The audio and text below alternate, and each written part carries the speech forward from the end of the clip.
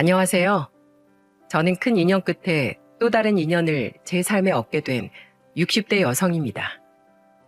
사람의 인연은 어디에서 맺어질지 모른다고 하죠. 제가 그걸 참 깊이 경험하게 된 사람 중 하나입니다. 소소하고 평범하게 시작했지만 누구보다도 짙은 인연으로 남은 저의 소중한 관계에 대해 이야기를 해볼까 합니다. 저는 일찍이 결혼을 했습니다. 애초부터 형편이 안 좋았기에 어차피 안 좋은 형편 같이 살면서 헤쳐나가자 하며 저의 젊은 시절 연인과 결혼을 했죠. 남편과 저는 정말 형편이 어려웠어요.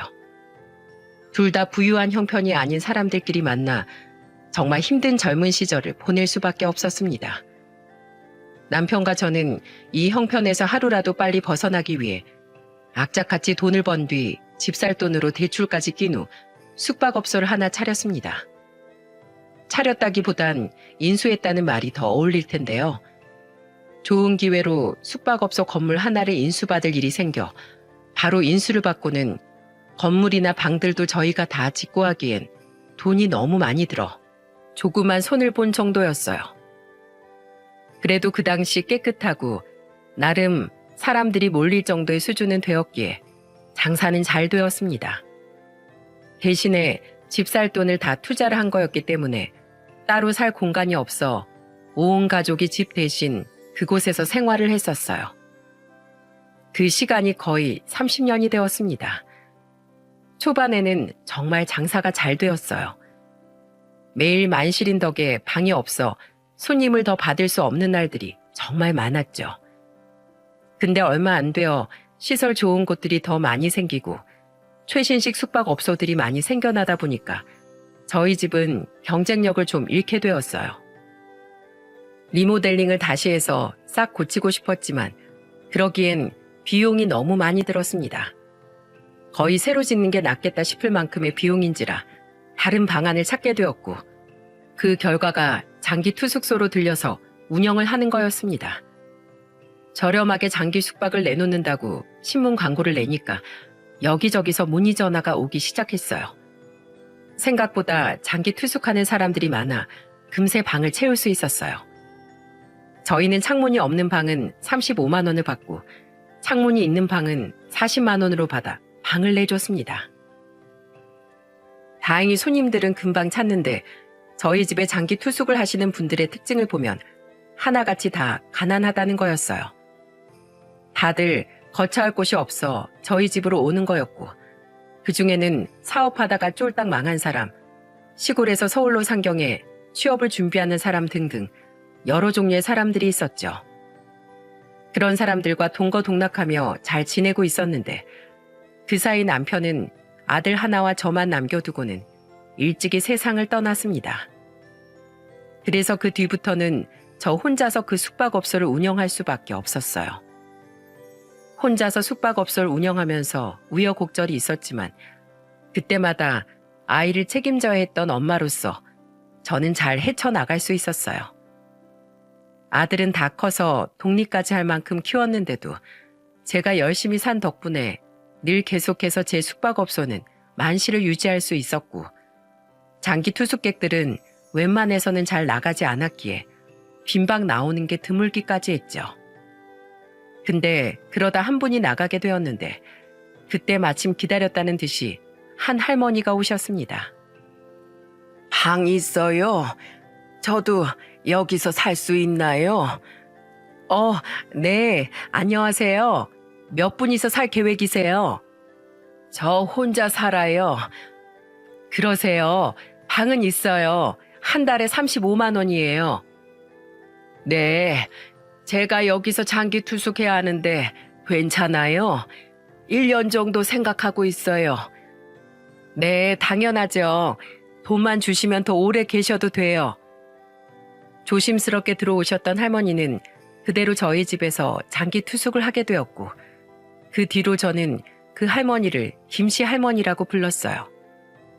그리고 그 김씨 할머니가 저희와 굉장한 특별한 인연으로 얽히게 될 줄은 생각도 하지 못했습니다. 좋은 타이밍으로 함께 지내게 된 김씨 할머니는 굉장히 조용한 분이셨어요.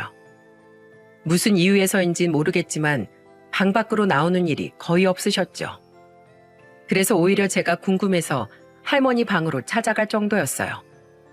심지어는 밥은 먹고 지내시나 걱정이 될 만큼 집 밖으로 나오는 경우가 거의 없으셔서 종종 상을 차려드린 적도 있었죠.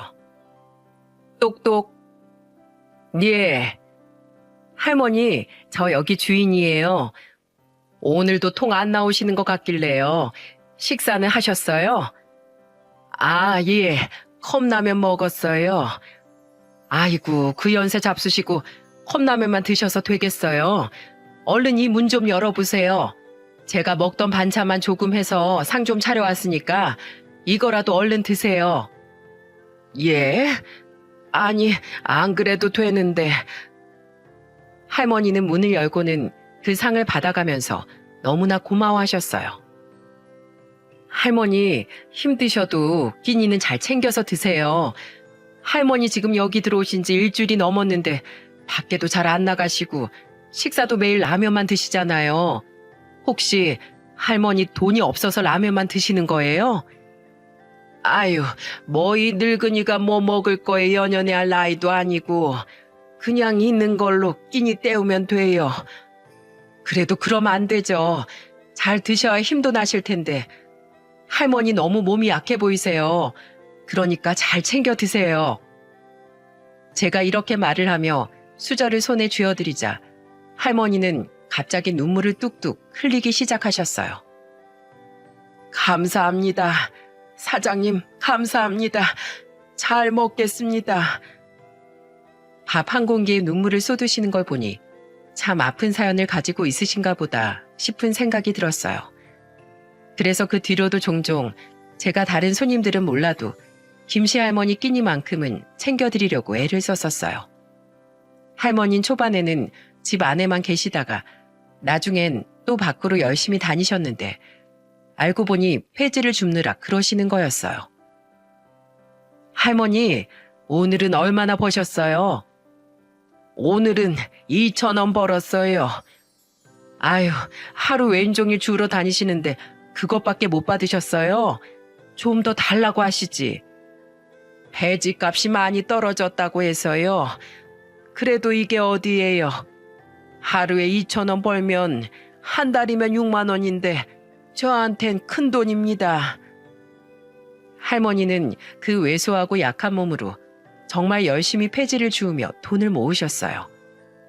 볼 때마다 안타까워 몇 번은 제가 먹는 영양제도 챙겨다 드리고 했었는데 그래도 김씨 할머니는 참 힘들어 보였습니다. 그리고 제가 그렇게 챙길 수밖에 없었던 이유는 김씨 할머니는 가족이 전혀 없어 보였어요. 그래도 저희 집에 장기 투숙하는 다른 분들 중엔 가족들이랑 같이 사는 분들도 있었고 명절이나 특별한 때가 되면 종종 본가로 다녀오는 사람들도 있었는데 할머니는 찾아오는 가족도 할머니가 찾아가는 가족도 전혀 없어 보였습니다. 그래서 제가 챙길 수밖에 없었어요. 근 1년 정도 같이 지내면서 할머니는 친하게 지내는 지인조차도 보이지 않았기에 저는 그렇게 생각할 수밖에 없었죠. 그런데도 신기한 건 할머니는 혼자 열심히 폐지 줍고 다녀도 얼마 안 되는 돈을 벌면서 한 번도 35만 원이나 되는 월세를 밀린 적이 없으셨어요. 그것도 나중엔 사정이 너무 딱해 보여 그 할머니만 월세를 30만 원만 받았었는데 그걸 쫓아내는 것도 기적이다 싶을 만큼 할머니는 정말 꼬박꼬박 월세를 잘 내셨죠. 게다가 어찌나 약속 시간도 잘 지키시는지 할머니는 월세 내야 하는 그 날짜가 되면 꼭 오전에 현금 봉투를 들고 와 주고 가시곤 했었어요. 그만큼 약속도 철저하게 잘 지키시고 성실하게 폐지도 주우시던 할머니는 무슨 일에선지 한 이틀 동안을 폐지를 주우러 다니지 않으시더라고요. 그래서 무슨 일이 있으신 건가 싶어서 여쭤봤어요. 똑똑. 할머니, 무슨 일 있으세요?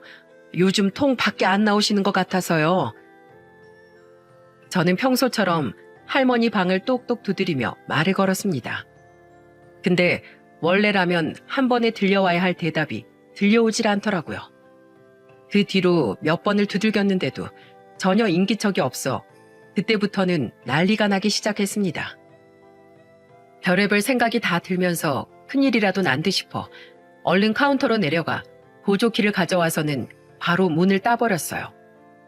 그리고 그 방 안에 있는 광경으로 인해 저는 깜짝 놀라고 말았습니다. 그 방 안에는 할머니가 쓰러져 있었고 온몸은 식은땀이 나면서 불덩이처럼 뜨거웠어요. 할머니, 할머니, 정신 좀 차려보세요. 왜 이러시는 거예요? 어디가 아프신 거예요? 네? 할머니, 제발 정신 좀 차려보세요. 저는 할머니를 막 흔들고 입에다가 찬물도 먹여가면서 막 깨웠습니다. 그런데도 미동이 없던 할머니는 겨우 눈을 뜨더니 힘겨운 목소리로 말씀을 하시더라고요.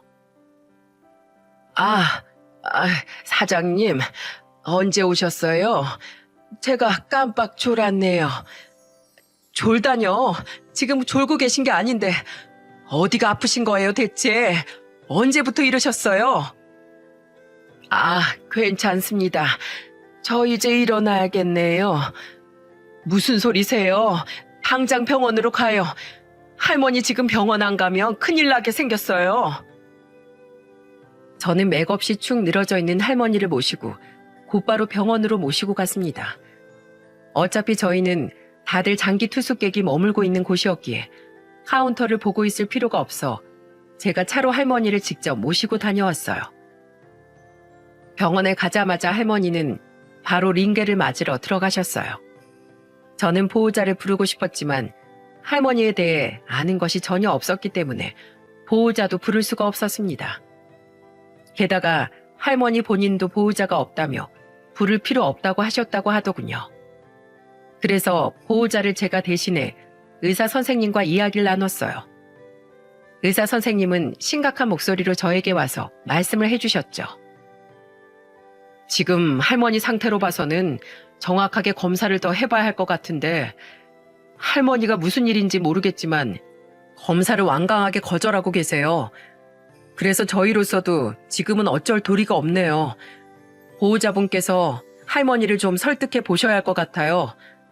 단순히 잠깐 병원에 있다가 가실 상태는 아니신 것 같으니 검사 받아보시라고 권유 좀 해보세요.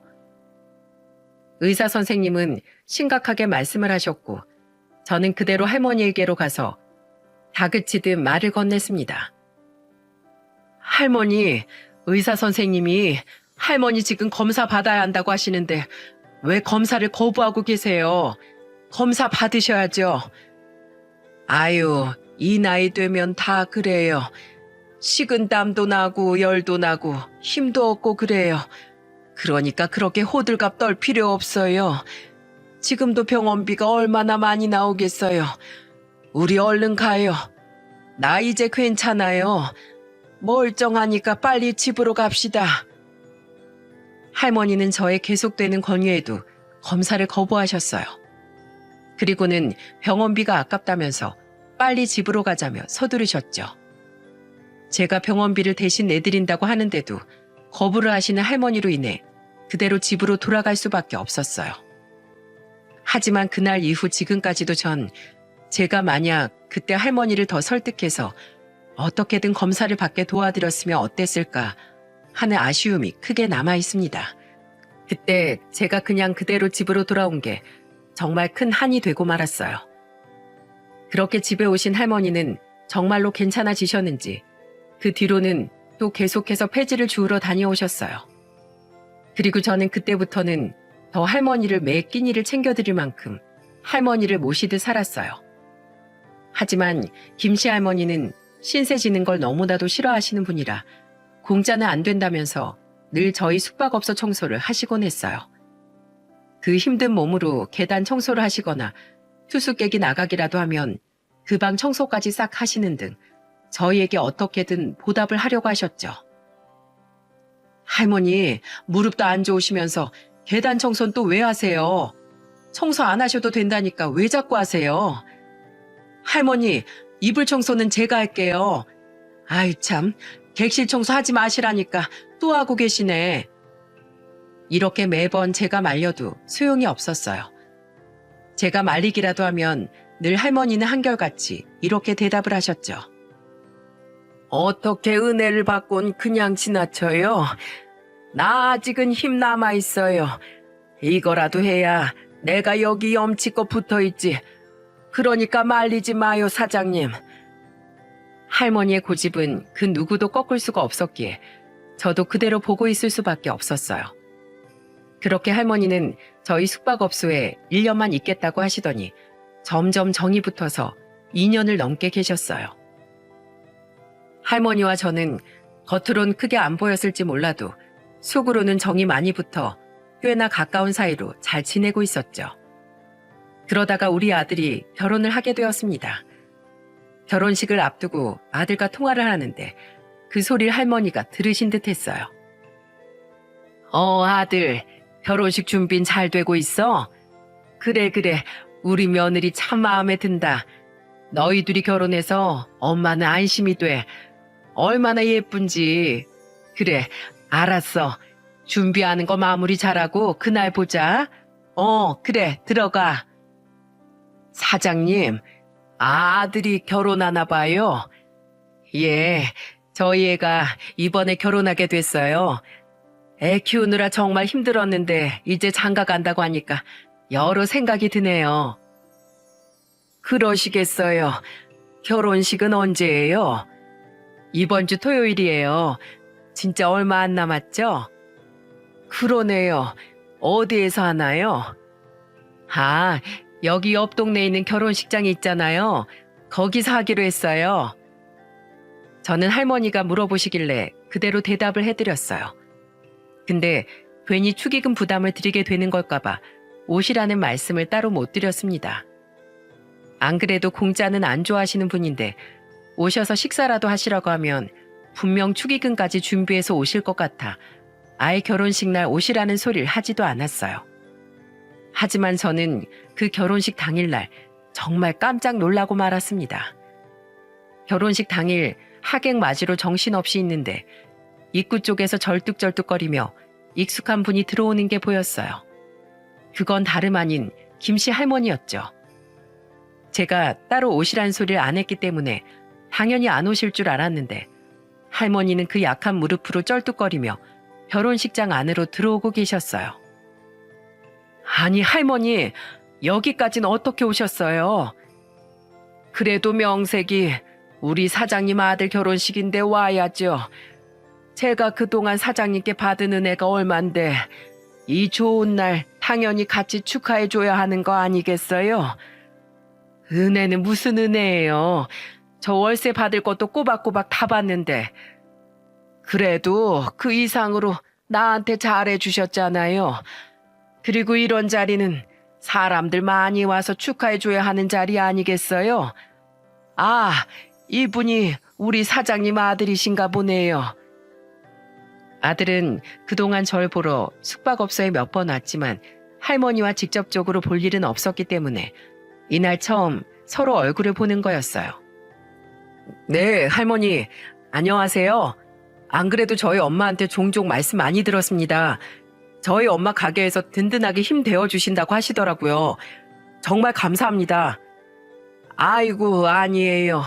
오히려 내가 신세지고 살고 있는데 오히려 내가 은혜를 많이 받으면서 살고 있어요. 참 좋은 엄마를 두었네요. 오늘 결혼도 축하합니다. 할머니는 그렇게 말씀하시곤 식장 안으로 들어가셔서 끝까지 예식을 보시고 가셨어요. 다행히도 식사를 꼭 하고 가시라고 했더니 식사까지 하고 가신 듯 하더군요. 저는 정신없이 결혼식을 마치고 아들과 함께 축의금을 확인하는데 거기에서 깜짝 놀라고 말았습니다. 왜냐하면 김씨 할머니가 주고 간 축의금 봉투 안에는 5만 원짜리 한 장과 만 원짜리 석 장, 1,000원짜리 20장으로 해서 총 10만 원이 들어가 있었거든요.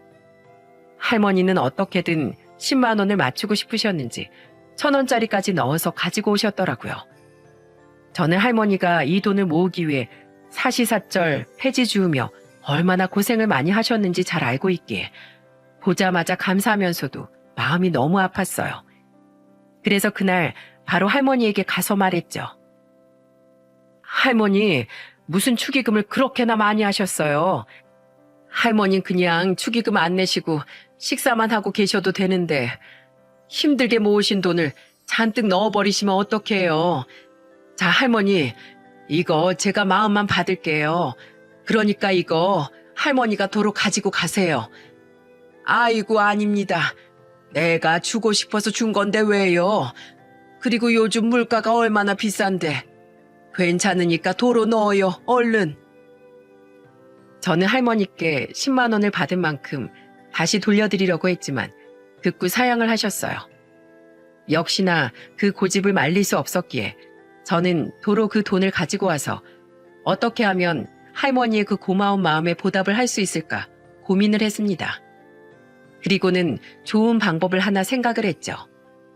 저는 할머니께 한 달 동안의 월세를 안 받기로 했어요. 할머니, 이거 제 호의 아니고요. 할머니가 제 아들 결혼식 축의금까지 챙겨주신 마음이 너무 감사해서 저도 보답해드리고 싶어서 그러는 거니까 꼭 들어주세요. 이번 달엔 월세 안 주셔도 돼요. 저도 너무 감사해서 그러는 거니까 사양하지 마시고요. 아셨지요? 예? 안 돼요, 안 돼. 거의 다 준비했어요. 그리고 남한테 피해 줄 수 없어요. 할머니, 전 할머니 남으로 생각 안 해요. 그리고 절대 피해 주시는 거 아니니까 제 마음 받아주세요. 할머니 저희 집에 온 지도 벌써 2년이 넘었고 앞으로도 계속 여기 계실 거잖아요. 그러니까 제가 할인해 드리는 거라고 생각하세요. 아이고, 사장님 감사합니다. 정말 감사합니다. 할머니는 제 말에 또 한 번 눈물을 흘리시며 감사하다고 하셨어요. 저는 할머니의 그 눈물의 의미를 너무나 잘 알았습니다. 왜냐하면 할머니는 저희 집에 월세를 내기 위해 한 달 내내 폐지를 주우러 정말 열심히 다니셨거든요. 그렇게 저희 사이는 더 애틋해졌어요. 그 뒤로도 할머니와는 정말 잘 지냈습니다.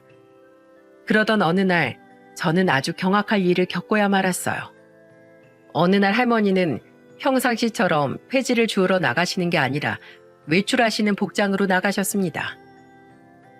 할머니, 오늘은 폐지 주우러 안 가시나 봐요? 어디 외출하세요? 예, 오늘은 갈 데가 있어서요.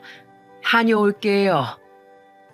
그렇게 외출을 하고 돌아오겠다던 할머니는 무슨 일이 있는 건지 무려 5일 동안이나 돌아오질 않으셨습니다.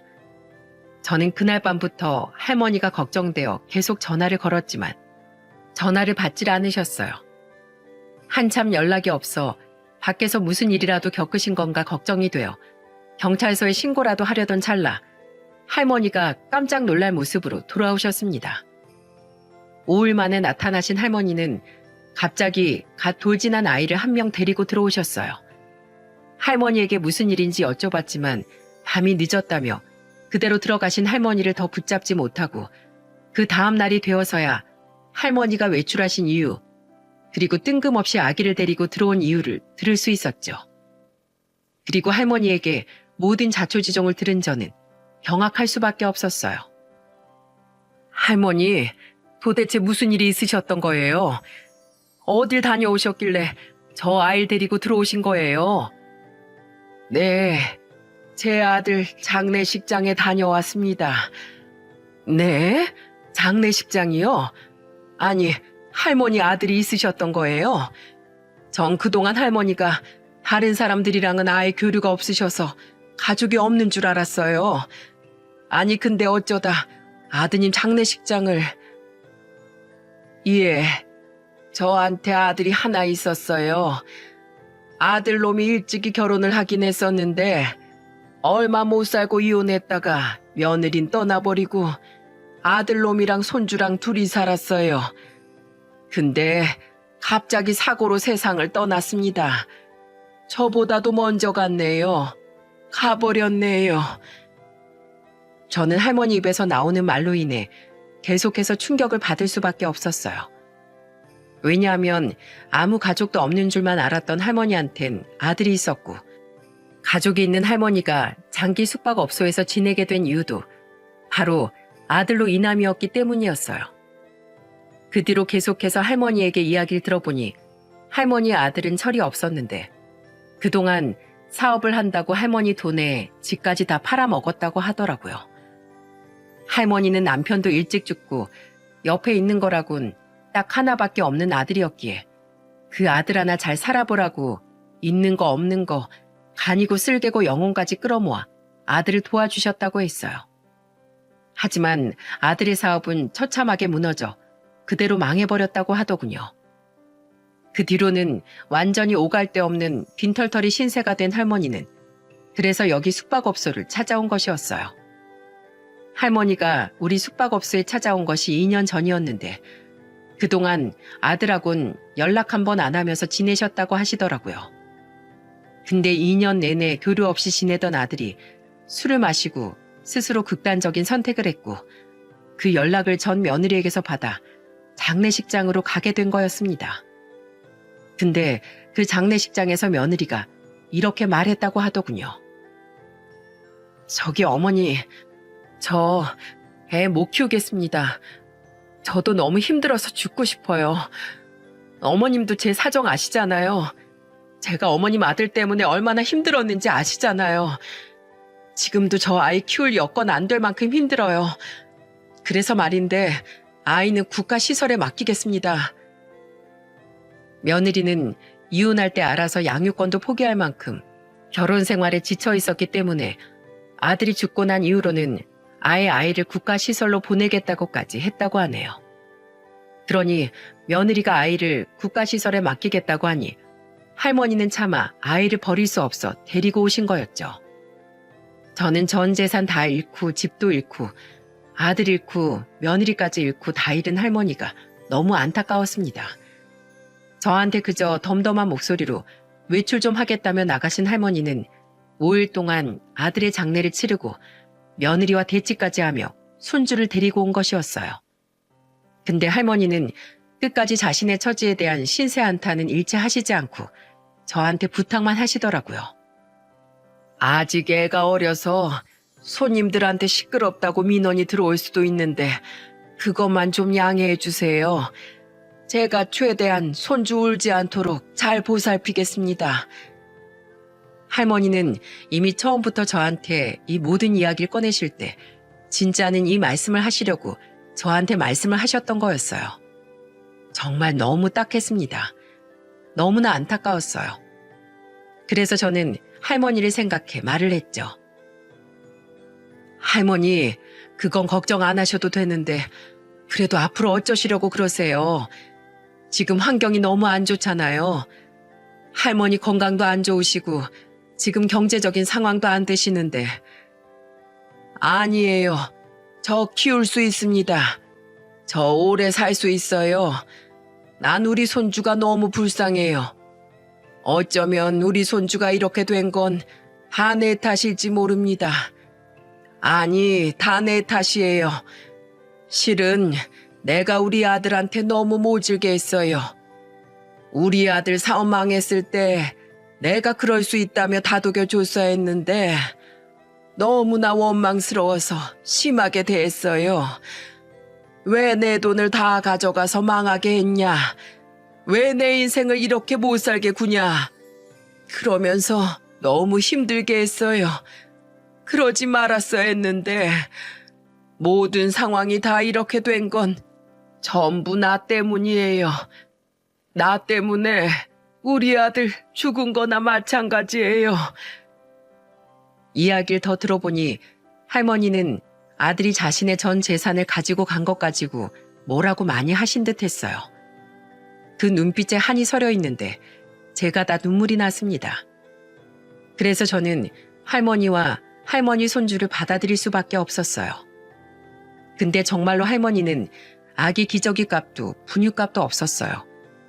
그래서 제가 몇 번 사다 드리기도 하고 또 할머니 대신에 아이를 보고 있으면 할머니가 전보다 더 열심히 폐지를 주우러 다니면서 분유값을 벌고 계셨죠. 그렇게 보는 이도 당사자도 힘겹게 지내고 있던 때 우리 아들이 숙박업소에 왔습니다. 아들은 결혼 후에 며느리랑 같이 해서 저한테 종종 찾아오곤 했어요. 근데 매번 할머니는 폐지를 주우러 나가셔서 없었기에 인사할 틈이 없었죠. 근데 그날은 할머니가 아이를 데리고 온 이후로 처음 아들이 방문한 날인데 마침 또 할머니도 계시던 날이었어요. 그래서 아들이 바로 알아보고는 인사를 드렸죠. 할머니, 안녕하세요. 아, 네네. 저번에 그 결혼식 신랑 맞죠? 사장님 아드님. 네, 맞습니다. 어머니한테 이야기 들었는데 지금 애를 키우고 계신다면서요. 안 그래도 이번에 엄마 보러 오면서 할머니랑 그 아기 꼭 보고 싶었는데 잘 되었네요. 예, 그렇게도 했습니다. 근데 우리는 왜 보고 싶으셨는지. 다름이 아니라 제가 애기 기저귀랑 분유랑 여러 가지 좀 샀어요. 특히 애기용품은 더 없을 것 같아서 좀 사봤는데 마음에 드실지 모르겠네요.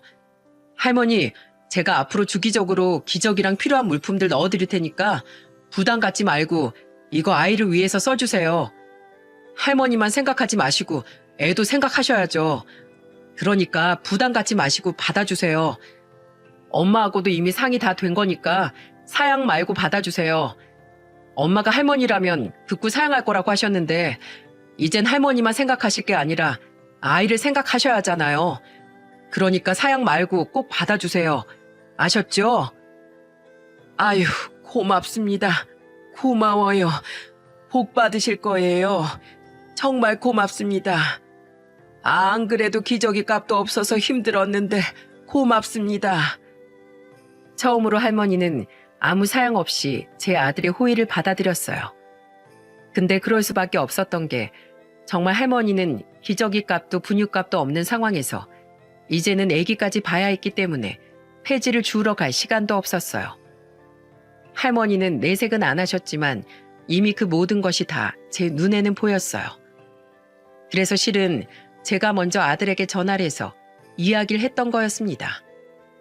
저 혼자서도 할머니를 도와드릴 형편이 되긴 했었지만 할머니에 대해 잘 알고 있던 아들도 결혼식 날 이후로 할머니에게 보답할 수 있는 방법을 찾고 있었기에 아들에게 제안을 할 수 있었던 거였어요. 제가 할머니 사정에 대해 이야기를 했을 때도 너무나 안타까워했던 아들은 흔쾌히 저의 제안을 따라주었죠. 근데 거기에 얹어서 아들은 더 놀라운 제안을 저에게 해왔어요. 좋아요. 우리 할머니 후원해드리자. 할머니 손주가 유민이라고 했나? 유민이 너무 불쌍하네. 우리 할머니 후원해드리고 또 할머니 언제까지 숙박업소에서만 살게 해드릴 수는 없잖아. 여기 근처에 손주랑 지낼 수 있도록 작은 집이라도 전세라도 얻어드리자. 내가 그렇게 해드릴게요. 뭐? 네가? 애가 밤마다 울어서 손님들한테 민원이 많이 들어온다면서. 엄마는 괜찮다고 하지만 할머니가 얼마나 마음고생이 심하시겠어. 엄마, 우리 좋은 일 하자. 좋은 일 하면 나중에 그만큼 돌아온다고 하잖아. 와, 이건 제가 봐도 우리 아들은 정말 착한 아들이었어요. 저는 그 생각까지 못했었는데 할머니에게 집까지 얻어주는 생각을 하는 아들이 정말 너무나도 대견하더라고요. 그래서 흔쾌히 그러자고 했고 아들은 할머니랑 할머니 손주 유민이에게 우리 가게에서 100m 근처에 있는 작은 빌라를 얻어주었어요. 근데 분명히 할머니에게 먼저 말씀드리고 집을 구하면 절대로 안 된다고 하실 게 분명했기에 저희는 이미 집을 얻어놓은 상태에서 말씀을 드렸습니다. 제 아들은 진짜 선물인 집은 숨겨두고 기저귀만 분유만 들고 와서 할머니의 마음을 먼저 풀어놓은 거였어요. 그 뒤로 진짜로 드려야 할 것을 드리도록 했죠. 할머니, 지금 제가 가지고 온 이 물건들 다 가지고 유민이까지 해서 저랑 같이 가실 때가 있으세요. 네? 어디를 가요? 할머니는 제 아들이 갑자기 어딜 가야 한다고 하니까 어리둥절해 하셨어요. 그런 할머니를 안심시켜드리려고 제가 나섰죠. 할머니, 저도 같이 갈 거예요. 그러니까 안심하세요. 길은 우리 아들이 안내해 줄 겁니다. 얼른 같이 가요, 할머니. 자, 손주 무거우시니까 제가 안을게요. 어휴, 이 어린 팔로 아기를 어떻게 안고 가셨어요. 자, 유민이는 제가 안고 갈 테니까 할머니는 저희 엄마 손 꼭 잡고 저 따라오세요. 아이고, 참. 할머니는 미안해 하시면서도 제가 손을 꼭 잡으니 그대로 따라오셨어요. 할머니, 여기에요. 문 열어보세요. 예? 아니, 여기가 어디길래. 얼른 열어보세요. 열어보시면 아실 거예요. 할머니는 걱정스러운 표정으로 조심스럽게 문을 열어보셨어요. 그리고는 정말 깜짝 놀라셨죠. 근데 할머니만 놀란 게 아니었어요. 저도 깜짝 놀랐습니다. 왜냐하면 그 집 안에는 아들이 정말 세심하게도 할머니 침대부터 시작해 냉장고, 아기용품, 블라인드 커튼까지 세심하게 전부 다 갖춰놨었거든요. 놀라워하며 입을 못 다물고 있는 할머니에게 아들이 말을 했어요.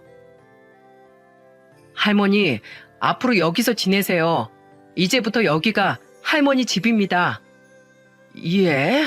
아니, 제가 이런 걸 받아도 돼요? 네, 할머니. 여기 어차피 전세예요. 부담 갖지 마세요. 아들이 괜찮다며 안심시켜드리면서 말을 하자 그제서야 할머니는 안도의 한숨과 함께 눈물을 흘리며 말씀을 하셨어요. 아유, 고맙습니다. 제가 거기서 많이 민폐를 끼쳤지요. 아기 때문에 민원이 많이 들어와서 그렇지요. 아니에요. 할머니 유민이랑 조금 더 편하게 지내시라고 제가 구해드린 거예요. 아유, 어떻게 이런 호의를. 아유, 고맙습니다. 정말로 고맙습니다. 할머니는 연신 고맙다고 말씀을 하시며 눈물을 펑펑 쏟으셨어요. 근데 제가 생각해도 우리 아들은 정말로 어렸을 때부터 착하다고 소문난 아들이었기 때문에 참 자랑스럽고 잘 컸다 싶었어요.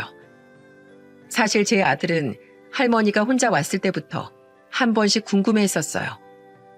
또 저한테서 할머니가 폐지 주우러 다니신다고 했을 때도 몸도 많이 안 좋다는 것까지 다 들었기에 항상 안쓰럽게 생각을 했었죠. 근데 그래도 저는 아들이 선뜻 할머니의 사정을 듣고 전세까지 구해줄 줄은 몰랐어요. 아기 용품까진 해줄 거라고 생각했지만 여기까지는 미처 생각하지 못했죠. 나중에 아들하고 이야기를 해보니 전세는 나중에 돌려받을 수 있으니까 혹여라도 나중에 집을 빼게 되면 다시 가지고 오면 된다며 아들이 거처를 마련하고자 했던 거더라고요. 할머니는 이렇게 준비된 집을 보면서 그 자리에서 주저앉아 오열을 하면서 고맙다고, 살면서 이렇게 은혜를 받아본 적도 없고 난 참 복받은 사람이라고 말씀하셨습니다. 덕분에 저도 울고 제 아들도 울면서 그렇게 훈훈하게 마무리가 되었죠. 그날로 할머니는 그 집에 손주와 들어가서는 편안하게 잘 지내셨어요. 월세 낼 걱정도 없었고 아기 용품들도 제 아들이 주기적으로 넣어주었기에 훨씬 안정되게 보내셨죠. 무엇보다도 제 아들이 나라에서 지원을 받을 수 있는 부분들을 다 알아보고 국가지원 관련해서 신청하는 것까지 다 도와주었기에 훨씬 편하게 지내실 수 있는 거였어요. 그렇게 우리는 더 가족처럼 지낼 수 있었습니다. 제 아들이 할머니와 그 손주를 도우면서 우리 집 며느리도 계속해서 들리면서 서로 왕래를 자주 했었어요. 안정되고 편안하게 잘 지내고 있던 때 갑자기 할머니에게 큰 불행이 찾아오게 되었습니다. 그 시점은 아들이 할머니하고 손주한테 전셋집을 얻어주고 1년 3개월이 지난 시점이었죠. 당시 저는 일을 하고 있었는데 생각지도 못한 곳에서 할머니의 소식이 들려왔어요. 그곳은 병원이었습니다. 저도 일하는 새 몰랐는데 알고 보니 손주가 계속해서 울었던 것 같더라고요. 이상하게 하루 종일 우니까 할머니 옆집에서 사는 사람이 경찰에 신고를 했고 아무리 문을 두드려도 안에서도 애 울음소리만 들릴 뿐 인기척이 없었기에 경찰은 119까지 불렀던 것 같아요. 119가 문을 따고 들어가니 아기는 울고 있고 그 옆에 할머니가 쓰러져 있었다고 했습니다. 그리고는 바로 병원으로 이송을 하고선 보호자에게 연락을 하려고 할머니 통화 목록을 보니 보호자는 없고 저와 연락한 것밖에 없어 병원에선 저한테 연락을 했던 거였어요. 저는 깜짝 놀라 아들한테 연락을 해놓고는 얼른 병원으로 달려갔습니다. 할머니가 쓰러졌다는 소식을 듣고 아들과 며느리도 그 병원으로 왔어요. 그날은 일요일이었기 때문에 집에서 쉬고 있던 아들 부부도 올 수 있었던 거였어요. 수술 들어가기 전 알고 보니 할머니는 말기암 병을 가지고 있었던 거였죠. 정말 상상도 못한 병이었습니다. 할머니는 이미 이 병에 대해 알고 계셨는데 누구보다 자기 몸을 잘 알면서도 치료를 안 했던 것 같아요. 나중에 할머니 방 안을 살펴보니 진통제가 잔뜩 나왔었는데 할머니는 그것만 먹으면서 버티고 버티다 병을 키워왔던 것 같았죠. 그렇게 꿋꿋하게 진통제만 먹으며 버텼던 것도 할머니는 돈이 없어서 그랬던 것 같아요. 또 한 번 할머니 때문에 마음이 아팠던 순간이었습니다. 그 당시 의사가 할머니 상태에 대해 알려주는데 이런 말을 하더라고요. 지금 할머니가 말기암이세요. 지금 상태론 얼마 못 사실 것 같습니다. 병이 이 정도까지 진행된 거면 고통 속에서 엄청 힘드셨을 거예요. 그런데도 치료 안 받으시고 진통제로 지금까지 버티신 것 같네요. 어떻게 이렇게까지 버티신 건지, 지금까지 이렇게 버티신 건 정말 기적입니다. 제가 아는 할머니는 하나밖에 없는 손주를 위해 본인 치료도 포기한 채 자기 손주를 위해 마지막까지 살아남으셨던 것이었어요. 할머니가 없으면 손주도 이 세상에 없는 존재가 될 수 있기에 그렇게 지내셨던 거였죠. 이날은 제 아들도 많이 가슴 아파했습니다. 아들이 할머니와 직접적인 교류를 하게 되면서 1년 3개월 동안 완전 가족처럼 지냈었어요. 명절 때도 제 아들이 먼저 할머니한테 가서 인사도 드리고 하면서 내내 같이 있기도 했었죠. 그러면서 이런 말도 하더라고요. 엄마, 난 이상하게 할머니가 남처럼 안 느껴져. 할머니한테 마음 가고 더 신경이 쓰이고 그래. 그래서 난 할머니 오래오래 사시는 것 보면서 옆에서 친손주처럼 끝까지 효도할 거야. 그렇게 하고 싶어. 그래, 내 아들 장하다. 정말 장해. 이 정도까지 제 아들이 할머니를 생각하고 있었던 터라 할머니 이야기를 들었을 때 마음이 많이 아파했을 수밖에 없었어요. 할머니는 저와 제 아들 부부가 계속 지키고 있는 사이 꽤 오랫동안 누워 계시다가 겨우 눈을 뜨셨어요. 아이고, 사장님, 여기 병원인가요? 여기까지 저 때문에 또 오셨나 보네요. 많이 놀라셨죠? 할머니, 이 지경이 되도록 뭐 하셨어요? 말씀을 하셨어야죠. 할머니도 다 알고 계셨어요. 몸이 이렇게까지 안 좋은 거. 그럼요, 알고 있었죠. 제 몸인데 제가 모를까요? 아이고, 이제 숨기지도 못하겠네요. 나는 이제 죽어도 상관없는데 내가 없으면 우리 손주 어찌하면 좋을지 모르겠습니다. 할머니는 진심으로 한탄을 하시며 말씀하셨어요. 할머니가 손주를 보시려면 먼저 치료를 받으셨어야죠. 안 그래도 애기 데리고 와서야 나중에 혼자 병원에 갔더니 이미 늦었다고 하더라고요. 이미 늦은 거 조금 더 살자고 연명 치료하면 뭐합니까? 그 시간에 우리 손주랑 1시간이라도 더 놀아주지.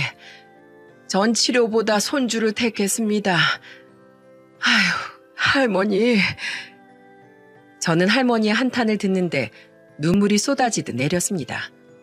할머니는 그렇게 말씀을 하시면서 그 후로 바로 퇴원을 하려고 하셨지만 저희가 강하게 말렸어요. 그래서 할머니는 그 뒤로 계속해서 병원에서 지내셨죠. 할머니는 제가 병원에서 같이 있으면서 간호를 했어요. 병원에 계시는 동안 할머니는 많이 힘들어 하셨죠. 숨도 가쁘고 언제든 돌아가실 것처럼 힘들어 하시는데 제 마음이 다 불안하더라고요. 아기는 제 아들네 부부가 보고 있었고 할머니가 보고 싶어 하실 것 같아 종종 병원에 데리고 오면서 보여드리곤 했습니다. 할머니, 유민이는 저희가 잘 돌보고 있으니까 신경 쓰시지 마세요. 그리고 얼른 자리 털고 일어나셔야 돼요. 아셨지요? 우리 유민이 좀 보여줘요. 우리 유민이. 네, 할머니. 유민이 지금 여기 있잖아요. 유민아, 할머니 해봐. 할머니. 아이고, 유민아. 할미야. 내 새끼. 까꿍. 옳지. 까꿍. 할머니는 마지막 순간까지도 손주랑 놀아주려고 장난을 쳐주셨어요. 그 모습이 어찌나 애처롭던지 저는 부디 할머니가 조금이라도 더 오래 숨이 붙어 있어서 손주와 행복한 시간을 보내시길 바랄 뿐이었습니다. 근데 할머니가 어느 날은 돌아가시기 전 제 아들 부부를 불러서 무슨 말씀을 하시더라고요. 그건 할머니의 간절한 부탁이었습니다. 저기 창윤 씨, 부탁이 있는데 염치 없지만 부탁 하나만 들어줄 수 있으실까요? 네, 할머니, 뭐든 말씀하세요. 다름이 아니라 제가 혹시 죽거든 우리 손주 좀 보육원에 맡겨주세요. 네? 보육원이요? 예, 보육원이요. 이제 우리 손주 키워줄 사람도 없는데 어떻게 하겠습니까? 나 창윤 씨 믿고 맡기고 싶네요. 보육원 믿고 맡기만한 곳에 맡겨주십시오. 이렇게 부탁합니다. 할머니, 어떻게든 아기는 보육원에 안 보내고 싶어 하셨잖아요. 예, 그랬죠. 근데 어쩝니까? 내 상황이 이런 것을. 근데 이제는 괜찮아요. 저는 하늘에서도 우리 손주 돌볼 겁니다. 돌볼 거예요. 그러니 제 마지막 부탁입니다. 꼭 좋은 대로 부탁합니다. 창윤이와 제 며느리는 할머니의 말을 들으면서 계속해서 눈물만 흘렸어요. 그리고 그 부탁과 함께 할머니는 이틀 뒤에 눈을 감으셨죠. 얼마나 한이 많은지 할머니는 눈도 못 감으셨어요. 결국 그렇게 할머니는 세상을 떠나셨죠. 할머니가 돌아가신 후에는 장례까지 다 저희가 치러드렸어요. 하지만 또 하나의 숙제가 남아 있었습니다. 그건 바로 할머니의 손자였죠. 할머니가 제 아들에게 자신의 손주를 보육원에 맡겨달라고는 했지만 저는 그게 참 마음이 쓰이고 아기가 눈에 밟히더라고요. 그래서 혼자서 끙끙거리며 고민을 하고 있는데 제 아들 창윤이가 큰 결심을 하고 먼저 저한테 말을 하던 거 있죠? 그건 바로 유민이를 자기 아들로 키우겠다는 말이었습니다. 당시 제 아들 창윤이한테는 자식이 없었기에 큰며느리하고도 이미 이야기가 다 된 상태였던 것 같아요. 창윤이랑 며느리는 그동안 유민이를 보면서 돈독한 정을 쌓은 듯 했죠. 더 나중에 알고 보니 창윤이는 늘 유민이를 많이 신경 쓰곤 했는데 그게 다 예전부터 유민이를 생각하는 마음이 남달랐기 때문이었어요. 그리고 애초부터 할머니가 잘못되면 유민이를 데려다 키울 생각이었더라고요. 저는 아들이 아기를 입양해서 키우고 싶다는 그 말을 듣고 순간 놀라긴 했지만 역시 내 아들이구나 싶었습니다. 그래서 흔쾌히 허락을 했어요. 그 뒤로는 창윤이네 부부는 곧바로 아이 입양 절차를 밟아 나갔습니다. 생각보다 법적 절차가 까다로웠지만 모든 것을 다 해결하고 입양할 수 있었죠. 그렇게 결국 할머니께서는 자신이 죽고 나면 아이를 보육원에 보내달라고 했지만 유민이는 지금 제 손주가 되었습니다. 유민이는 할머니가 돌아가신 뒤 자신의 새로운 엄마 아빠 밑에서 따뜻하게 돌봄을 받고 자라고 있죠. 그리고 저는 유민이의 할머니가 되어 손주 커가는 것 지켜보는 재미로 살고 있네요. 저는 우리 유민이를 볼 때마다 생각해요. 이 아이가 내 손주가 되지 않았더라면 어땠을까? 아니, 처음부터 할머니가 나와 연이 닿지 않았더라면 어땠을까? 그랬다면 난 우리 유민이를 손주로 둘 수 없었을 것이기에 이 모든 상황이 나한텐 참 복이었구나. 너무나 큰 행운이었구나. 라는 생각을 하고 있습니다. 저는 우리 유민이가 내 손주가 되어주어서 얼마나 기쁜지 모릅니다.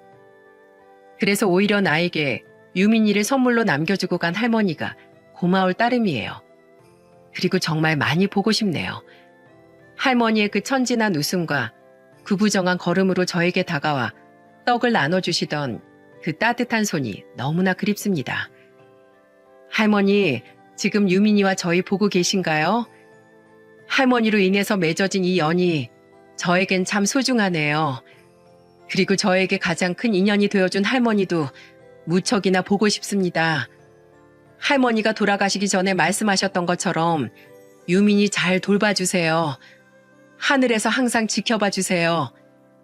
이곳에서는 저희가 최선을 다해 키우겠습니다. 많이 보고 싶습니다, 할머니. 제 사연을 들어주신 여러분도 부디 우리 유민이가 잘 커가는 걸 지켜봐 주세요.